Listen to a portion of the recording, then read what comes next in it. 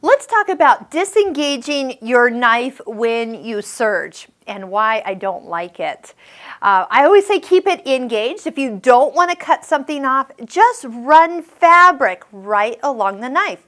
For me, when I'm sitting right in front of the serger, I am always watching how much fabric I'm actually cutting off. So right here, as I look at the edge, there's guides here for seam allowances.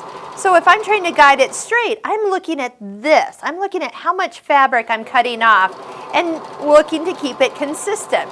So if I was to take out or disengage the knife, so that means opening the door and then taking this knife, pushing it, and my needles are down, so I'm going to bring them up first, pushing it in and then spinning it up and out of the way, and you can go ahead and push that all away here and close the door. The only thing is now I don't have a visual guide. Also too, if I accidentally run this fabric in where it would have been cut off, what's going to happen is the looper, remember the looper that comes up and over the foot?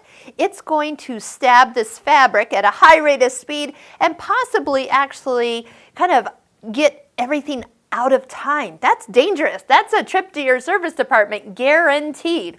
So my recommendation, so this never happens to you, is leave that knife fully engaged. And if you do not want to cut anything off, just sit right in front of your serger and watch the knife just barely skim the edge. If you cut off just a little hair from time to time, a little trim, like barely a trim, nobody will ever know. And look, you can still get nice and close to that edge without cutting anything off. But then you have something to watch. So keep that in mind. You can always leave it down and not cut.